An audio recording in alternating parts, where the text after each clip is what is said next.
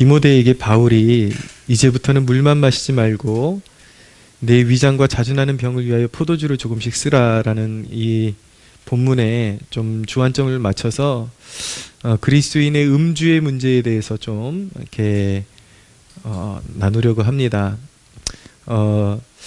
우리가 그리스도인으로서 음주의 문제에 대해서 고려할 때 먼저 알아야 할 것은 음주의 문제로 나는 그리스도인이 될 수 없다는 생각을 갖지는 말아야 합니다. 술을 마시고 안 마시고가 구원을 결정하는 것은 아닙니다. 구원은 오직 믿음으로, 오직 그리스도의 공로로 받는 것입니다. 근데 오늘날 이 세대가 이 대목만 가지고 말씀을 악용하고 세상 사람들처럼 사는 것을 굉장히 자랑스러워하는 모습들을 보이고 있죠. 어떤 의미에서는 성경이 때때로 보면 음주에 대해서 아예 금지하는 것처럼 보이지는 않습니다. 술에 임박이지 않게 하라라는 표현을 보면은 아예 금지해야 된다, 철칙처럼 금지해야 된다라는 것으로 보여지지는 않습니다. 근데 그렇게 보여지는 이유는 구원론적이고 선교적인 이유가 있다라고 저는 생각을 합니다. 어떤 문화권에 있든지 술을 마시지 않는 그런 민족이 없고, 그런 문화적인 그런 바운더리 안에서 그런 어느 정도는 다 술을 마시는 문화권에 있기 때문에 그런 사람들에게 복음이 땅끝까지 전파되고 피부색과 언어와 종족을 뛰어넘어서 그 사람들을 구원으로 초대하려 그러면 먼저 술을 끊게 하는 것이 우선이 아니라 구원에 이르게 하는 것은 오직 예수 그리스도의 십자가의 복음 외에는 없기 때문에 그것을 통해서 누구나 그 초대에 응하는 사람들은 하나님의 자녀가 될 수 있기 때문에 음주의 문제를 절대적인 진리로 두지 않는 것 같은 그런 기조를 띠고 있는 것은 맞습니다. 그러나 그것이 구원의 이제 문제에 있어서 하나님의 자녀가 되는 자격의 문제에 있어서 술이 절대적인 그런 요구 조건은 아니다, 금주가 절대적인 요구 조건은 아니다 할지라도 이제 주님께 헌신하기로 한 사람이라면 생각이 달라져야 하는 것입니다. 오늘 본문을 잘 숙고해 보시면, 오늘 본문을 보십시오. 23절에 보면 사도 바울이 디모데에게 이제부터는 물만 마시지 말고 내 위장과 자주나는 병을 위하여는 포도주를 조금씩 쓰라, 이 말씀을 이제 여러분들이 정말 정직한 양심을 가지고 이 말씀을 읽는다고 하면은 분명히 디모데가 금주를 하고 있었다라는 것을 알게 될 것입니다. 술을 입에 대지 않고 하나님만 추구하는 삶을 살고 있었다라는 것을 분명히 깨닫게 될 것입니다. 금주라는 것은, 기독교인에게서 금주라는 것은 어떤 의미를 가지고 있는가? 그것은 주님을 향한 온전한 헌신이요, 그리고 자신의 삶을 세상과 구별하여 드린다라는 의미를 가지고 있습니다. 기독교 공동체에서 금주는, 술을 금하는 것은 관행이었다기보다도 더욱 하나님을 추구하기 위한 결단이었습니다. 술을 안 마신다고 구원받는 것은 아니지만 음주는 분명히 그 사람의 영적인 상태를 대변해 주는 것도 숨길 수가 없습니다. 그래서 갈라디아 6장 20절에 보면은 술 취하는 자는 하나님의 나라를 받지 못한다라고 분명하게 못을 받고 있습니다. 그래서 술에 임박이고 그리고 술 취하고, 이것은 분명히 하나님 없는 방탕한 이방인들의, 이교도들의 삶의 방식이기 때문에 술 취하는 자는 결코 천국을 갈 수 없다. 말씀드린 것처럼 천국에 가는 조건은 오직 예수 그리스도를 믿는 것인데, 예수 그리스도를 진정으로 믿었다면 그분의 성령을 모시고 살아가는 것이고 거룩함을 추구해야지 맞는 것인데, 여전히 예수 믿는다고 하면서도 세상 사람들과 어울려 다니고 술 취하고 흥청거리고 이런 것은 그 사람이 믿음이라고 말하는 것이 가짜의 가능성이 큰 것이죠. 그렇기 때문에 그런 거룩함이 전혀 없는 신앙을 가지고는 절대로 천국에 들어갈 수 없다라는 것을 말씀해 주고 있는 것입니다. 그러니까 예수님을 믿음으로 구원받는데 절대적으로 예수님의 말씀에 순종하는 믿음이어야 한다. 그리고 거룩함을 추구하는 믿음이어야 한다라는 것을 성경이 말씀하고 있는 것이죠. 하나님은 악은 그 모양이라도 버리라고 하셨는데 술이 사회를 병들게 하는 일의 중심에 있다라는 사실은 우리가 그 누구도 부인할 수 없을 것입니다. 모든 폭력 사태, 그리고 간통, 음란함, 가정이 깨지는 것, 살인, 이런 모든 것들 그 중심에 무엇이 있습니까? 술이 있습니다. 예수님께서, 하나님께서 우리에게 모든 악의 그 모양이라도 버리라고 하셨는데 왜 우리 그리스도인들이 주님을 만났다고 하면서도 이렇게 음탕하고 방탕하고 폭력적인 그런 삶을 조장하는 그런 음주의 문제를 아직도 다스리지를 못하는지 저는 목회자로서 이해할 수가 없습니다. 여러분, 제가 언젠가 말씀드린 적이 있는데 최근에 이런 보수 성향을 가진 사람들에게 굉장히 존경받는 한 교수님이 카이스트 교수님이시죠. 굉장히 석학이시고 똑똑하신 분인데 이제까지 명예만을 쌓아왔고 굉장히 존경받는 분으로 정평이 나 있었는데 이분이 최근에 술을 마시고 취해가지고 정말 그 동료 여성을 길 한복판에서 성추행하다가 아주 추태를 부리다가 교수로서 할 수 없는 일을 하다가 결국 경찰에 이제 구속이 되고 한날에 자신이 그 수많은 세월 동안 쌓아왔던 그 인생의 명예를 한순간에 날려버리고 자신의 모든 것을 잃어버리게 되고 또 교수직도 박탈당하게 되는 그런 일도 당하게 된 모습을 우리가 보게 되었습니다. 술이라는 것이 10년을 괜찮다고 하더라도 한 번을 실수를 하면 그 인생을 송두리째 말아먹을 수 있는 잠재력을 능히 가지고 있는 것이 술이라는 것입니다. 지금까지는 괜찮아 왔는데 한 번 추태를 잘못 부림으로 인해서 완전히 인생이 망가질 수 있고 자기만 망가지는 것이 아니라 다른 사람 인생까지 망가뜨릴 수 있는 잠재력을 가지고 있는 것이 술이라는 것입니다. 말씀드렸듯이 기독교 연예인이라 그러면서 대외적으로 굉장히 신실한 줄 알았는데 여기저기 다니면서 간증도 하고 많은 교회들에서 그 연예인들을 불러다가 참된 신앙인이라고 그렇게 믿고 간증을 시켰는데 어느 날 보니까 룸사롱에서 여성 접대부에게 막 추태를 부리다가 신문과 뉴스에 대문짝 많게 나오기도 하고 자신의 그런 어떤 명예를 하루아침에 잃어버리고 어떤 신실하다던 스포츠 선수는 한날의 음주운전으로 또 기사를 크게 또 기사에 나면서 하나님의 영광을 가리게 되는 그런 일들을 보게 되는 것입니다.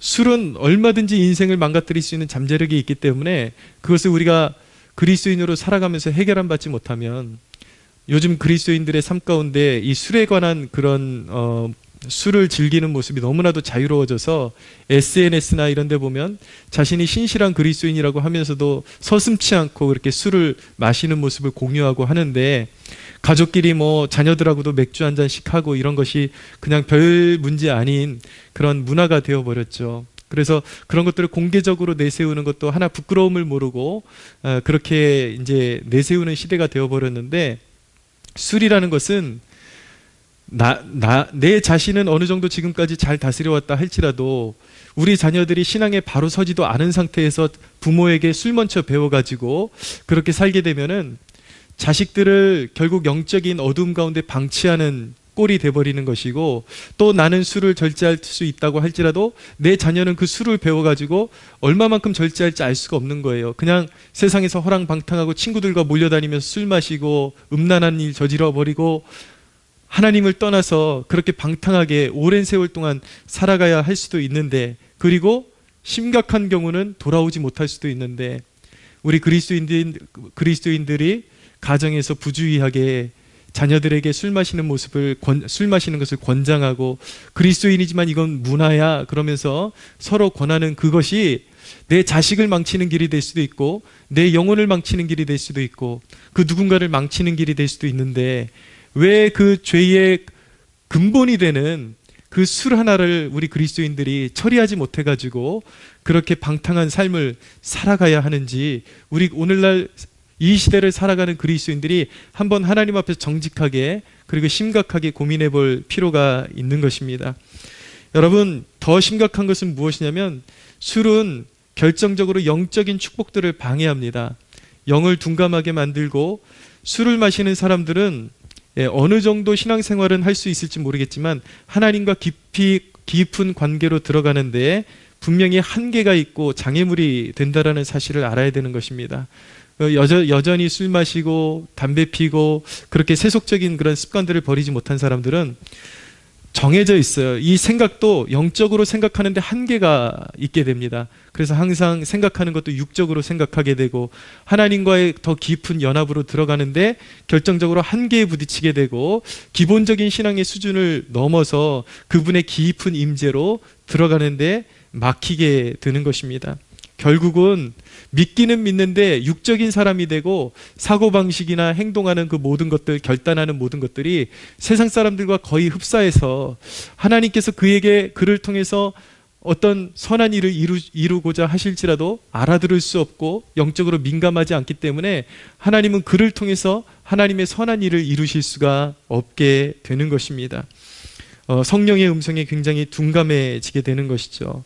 이 술을 옹호하는 그리스도인들이 자주 하는 말이 무엇이냐면, 서구의 기독교인들은 맥주도 잘 마시고 이런 파이프 담배 같은 것도 예사롭지 않게 한다라는 것입니다.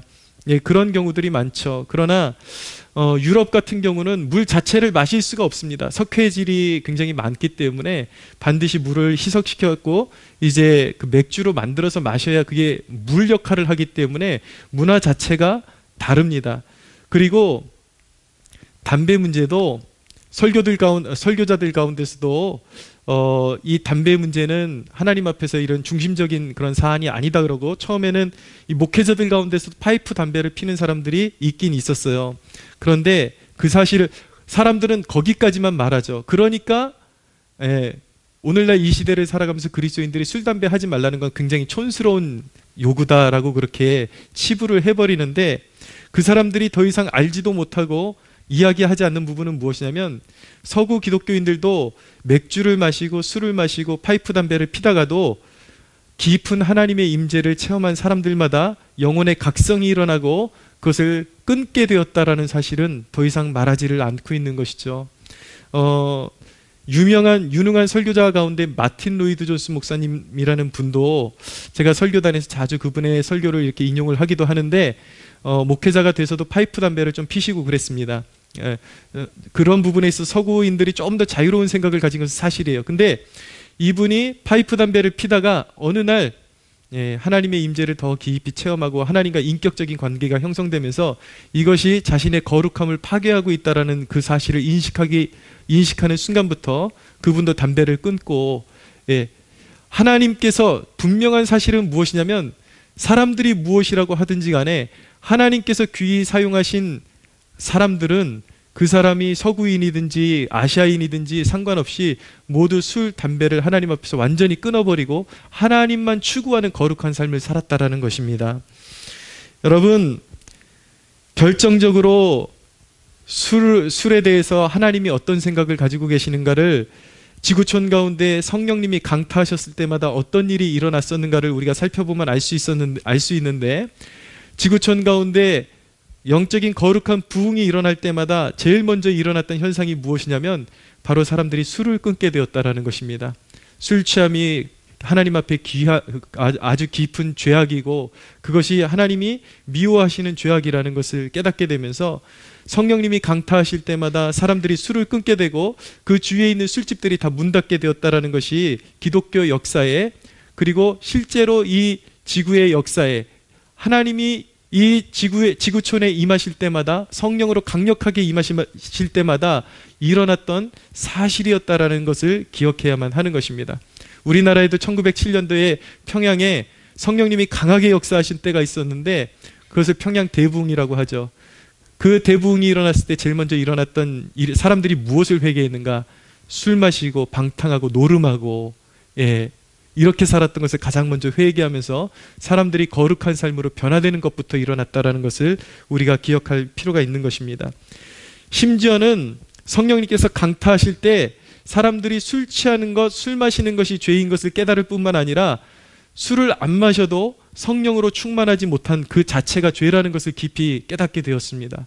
그래서 오히려 술은 둘째치고 우리가 성령으로 충만하지 못한 것, 그것이 얼마나 큰 죄악인지 성령님께서는 역사의 부흥이 일어날 때마다 사람들을 자각시키시고 성령으로 충만하지 못한 삶을 회개시키셨다라는 사실을 우리는 알아야만 하는 것입니다. 가장 큰 문제는 무엇이냐면 음주를 고집하는 이유가 어디에서 기인되는가? 음주를 고집하는 것은 영적인 즐거움을 모르기 때문에 끝까지 음주를 놓지를 못하는 것입니다. 여러분들이 진정으로 성령님과 깊은 교제를 누리고 정말 하나님의 보좌로부터 오는 영적인 기쁨을 아는 사람들이라면, 그런 그리스도인이 되었다면 자연스럽게 음주는 끊어져야 정상인 것입니다. 왜냐하면 하나님의 영으로 만족하고 하나님의 영으로 충만한 것 외에는 더 이상 그 사람에게는 기쁨이 있을 수 없기 때문인 거예요. 그래서 술도 마시고 신앙생활도 하고 싶어하고 이런 이유는 무엇이냐면 그것은 무엇을 증거하는 것이냐면 이 사람이 아직도 깊은 하나님의 영적인 임재를 경험하지 못했다라는 것을 반증해 주고 있는 것입니다.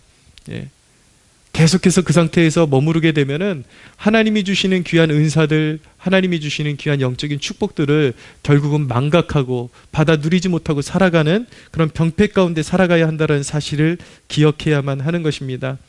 여러분이 진정 그리스도께 헌신되기를 원한다면 이제 세상의 초등적인 그 즐거움을 벗어버려야만 하는 것입니다. 성경은 무엇이라고 말씀하고 있는가? 우리가 왜 술, 담배 문제를 해결함 받고 정결한 삶을 추구해야 되는가? 성경은 분명히 말씀하기를 우리의 몸이 하나님의 영이 거하시는 거룩한 성전이라고 말씀하고 있기 때문인 것입니다. 할렐루야. 우리의 몸은 단순히 쾌락을 위해서 존재하는 것이 아니라, 육신의 즐거움을 위해서 존재하는 것이 아니라, 우리가 신앙생활하면서 영적이다라는 표현을 잘못 사용하는 경우가 있는데, 그래서 몸은 함부로 다뤄도 된다라고 생각하는 경우들이 있는데 전혀 아닌 것입니다. 성경은 분명히 우리의 몸이 하나님의 영이 거하시는 성령의 전이다. 하나님의 성전을 멸시하는 자는 하나님께 멸시를 받을 것이다. 그렇게 말씀하고 있는 것입니다. 그러므로 우리가 초신자가 아니라 정말 이제 전도받고 교회에 들어와서 그리스도인으로 이제 그리스도인이 되어야 할까 말아야 할까 고민하는 그런 위치에 있는 것이 아니라, 내가 그리스도인이 되었음을 확신하고 내가 이제 그리스도의 제자 되기를 원하는 사람마다 반드시 통과해야 되는 관문이 무엇이냐면 이제 주초의 문제를 벗어버려야 하는 것입니다. 그것이 의미하는 것은 무엇입니까? 이제는 세상으로부터 즐거움, 세상으로부터 위로를 받지 않고 오직 우리 하나님으로부터만 위로를 받고 영적인 즐거움을 받으며 살아가겠다라는 결단을 하나님 앞에 드리는 것입니다.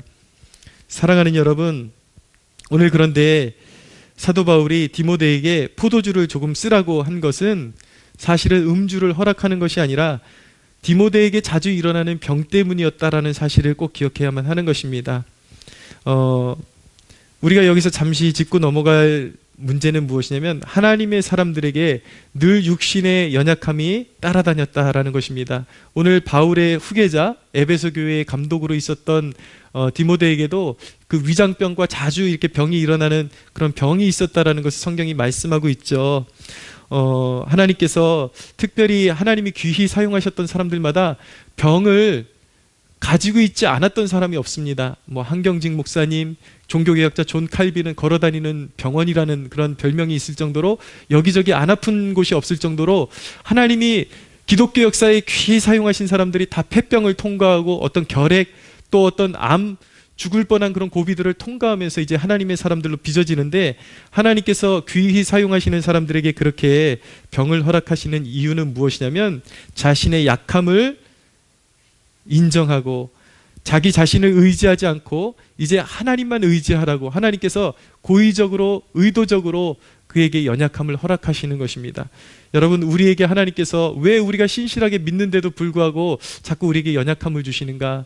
이전에 내 잘난 맛으로 살던 것 이제 다 벗어버리고, 인간이 뭔가 자랑할 만한 것이 있으면 자꾸 하나님을 더 의지하지 않아요. 자기를 내세우고 내가 누군데 이런 마음이 있거든요. 그래서 하나님은 우리의 몸을 약하게 하셔서 때때로 세상을 전혀 의지하지 못하게 하시고 내가 얼마나 약한 존재인지를 깨닫게 하셔서 하나님만, 전능하신 하나님만 의지하게 하시기 위해서, 그리고 사람이 멀쩡하면 기도를 하지를 않습니다.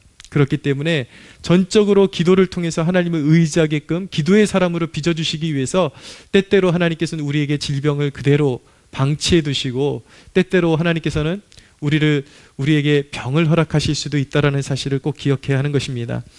그런데 여러분, 포도주를 쓰라고 한 것은 음주에 대한 허락이 아니라 참 술 마시고 싶어하는 사람들은 별 성경 구절을 다 갖다 대고 자기네 그런 것들을 합리화시키더라고요. 이것 보라고 바울이 디모데에게 포도주를 마시라고 허락하지 않았냐고. 여러분, 이 성경 맥락을 봤을 때 제 말이 맞는 것 같습니까? 그들의 말이 맞는 것 같습니까? 이것이 어디 술 마시라고 지금 충동질하고 있는 것인가요? 아니잖아요. 너의 자주나는 병을 위해서 네가 그동안 하나님께 삶을 드리겠다고 술을 마시지 않고 잘 절제해 왔는데 너의 자주나는 위장병과 몸에 있는 병을 위해서 포도주가 어떤 약효가 있으니까 그것을 당시에는 의료기술이 그렇게 크게 발달하지 않은 때니까 포도주를 조금씩 약처럼 그렇게 써서 도움을 받으라라고 그렇게 말씀하고 있는 것이죠. 이 대목은 오히려 음주에 대한 허락이 아니라 오히려 오늘날 의학적인 도움도 경시하지 말아야 한다라는 뜻으로 해석되어야 하는 것입니다. 우리가 믿음 생활하고 하나님은 기적을 일으키십니다. 하나님은 우리의 병도 고치실 수가 있고 하나님은 우리가 어떤 우리의 힘으로 해결할 수 없는 문제를 해결해 주시는 능력을 분명히 베푸십니다. 그런데 우리가 하나님께서 특별히 어떤 섭리를 가지고 개입해 오신 것이 아니라면 우리 몸이 아프거나 질병이 도질 때는 어떻게 해야 되는가? 우리가 기도하면서 동시에 병원도 다녀야 되는 거예요. 약도 먹고 그래서 의료의 도움도 받고 때로는 수술을 통해서도 하나님은 또 그 의료진을 통해서 하나님은 고치시기도 하시고 하나님의 방식이 그런 일반 섭리 안에서 의료기술도 충분히 사용하시고 그것을 원하시기 때문에 우리가 믿음 생활하면서 어떤 질병이 도지고 할 때 그런 의학적인 도움도 받아가면서 신앙생활을 해야 한다는 것을 우리가 인식하고 있어야 하는 것이죠. 그러나 예외적인 때도 있다는 것도 꼭 기억하셔야만 하는 것입니다. 하나님께서 어떤 사람에게 특별한 일을 행하시기 위해서 전혀 의료의 도움을 통해서도 전혀 낫지 못하도록 그렇게 하시는 때가 있습니다. 완전히 벼랑 끝에 세우시는 때가 있어요. 그때는 약이고 뭐고 의료기술이고 뭐고 다 끊어버리고 전적으로 하나님만 의지해야 하는 때도 있을 수 있다라는 것. 그러나 그것은 하나님께서 어떤 특별한 그 사람에게 어떤 사명을 맡기실 때나 아니면 그 사람의 그런 삶의 방향을 완전히 이제 바꿔가지고 하나님의 일에 사용하시고자 하실 때에 그런 일을 행하실 수 있다라는 그런 경우의 수를 우리는 항상 마음에 두고 또 어떤 경우에는 중병에 걸렸을 때에 이제 승부수를 나는 하나님께 걸어보겠다라고 해야 될 때가 있습니다. 그때는 의료의 도움을 받는 것이 아니라 이젠 죽어도 좋고 정말 하나님 앞에 살려주시면 더 일하겠다라는 그런 서원으로 하나님 앞에 올려드릴 때에 하나님께서 또 그 사람의 병을 치료해 주셔서 목숨을 연명해 주시고 하나님의 일을 감당할 수 있도록 허락해 주실 때가 있다라는 것. 그런 경우의 수들이 있지만 보편적으로 우리의 몸에 병이 일어날 때는 의료의 도움을 받아가면서 의학의 도움을 받아가면서 우리가 함께 기도하면서 병행하면서 그렇게 질병을 치료해 가야 한다라는 것을 기억해 두시기 바랍니다. 24절에서 25절을 보십시오. 그러면서 어떤 사람들의 죄는 밝히 드러나 먼저 심판에 나아가고 어떤 사람들의 죄는 그 뒤를 따르나니 이와 같이 선행도 밝히 드러나고 그렇지 아니한 것도 숨길 수 없느니라 라고 말씀하죠. 우리의 선행의 강력한 동기는 무엇이냐면 하나님의 심판이 확실하다라는 것입니다. 그리고 또한 우리의 선행도 분명하게 드러난다라는 데 있습니다. 우리가 하나님을 인식하고 절제하고 선한 일에 힘쓰면 반드시 칭찬과 상급을 기대할 수 있습니다. 믿으십시오. 그렇기 때문에 하나님께 범죄하는 사람은 반드시 언젠가 심판을 받게 되는 것처럼 하나님 앞에 나의 몸을 깨끗하게 하고 그리고 나의 삶을 정결하게 하고 그렇게 나의 삶을 드릴 때에 하나님께서 우리를 귀하게 사용하신다라는 것, 여러분 그것도 꼭 기억하고 있어야만 하는 것입니다. 여러분, 하늘의 상급 가운데 우리가 이 땅에서 누릴 수 있는 하늘의 상급 가운데 가장 귀한 것이 무엇일까요? 우리 자신이 깨끗한 그릇이 되어서 주의 일에 쓰임받는 것보다 더 귀한 상급이 어디 있겠습니까? 뭐 물리적인 것, 뭐 다른 것, 급할 때 하나님께서 그런 어떤 물리적인 그런 어떤 물질, 어떤 하나님께서 어떤 명예 이런 상급을 주시는 것도 귀한 것이겠지만 이 땅에 살아가면서 가장 귀한 상급은 무엇이냐면 우리의 삶을 깨끗한 그릇으로 하나님 앞에 올려드림으로 말미암아 하나님께서 우리의 삶을 하나님의 그 거룩한 이름에 합당하게 사용해 주시는 것이야말로 우리 인생이 누릴 수 있는 가장 큰 상급이요 가장 큰 축복임을 믿으시기 바랍니다. 여러분, 이제 말씀을 정리합니다. 이제 주님과 동행하는 일에 전혀 도움이 되지 않는 일들을 벗어버리십시오. 어린아이들처럼 그렇게 옛날 즐기던 세상 즐거움 못 버려서 그렇게 계속 그냥 손에 쥐고 그거 누리면서 살려고 하지 말고 더 하나님을 추구하고 하나님을 알아가기 위해서 세상 즐거움을 벗어버리십시오. 성령님은 거룩한 그릇에 임재하시고 기도하는 그릇에 길을 보여주시고 능력을 부으십니다. 여러분, 이유식을 넘어서 밥을 먹는 단계로 가야 하는데 세상의 초등지식, 초등즐거움에 머물면서 여러분 그렇게 되면 스스로 영의 세계의 문을 닫아버리는 꼴이 되어버리는데 더 이상 충만한 임재를 느낄 수도 없고 하나님의 마음을 더 깊이 아는 일들이 불가능해지는데 여러분 그거 술 한잔 마시려고 그런 놀라운 축복의 세계에 대해서 스스로 문을 닫아버리는 것이 얼마나 어리석습니까?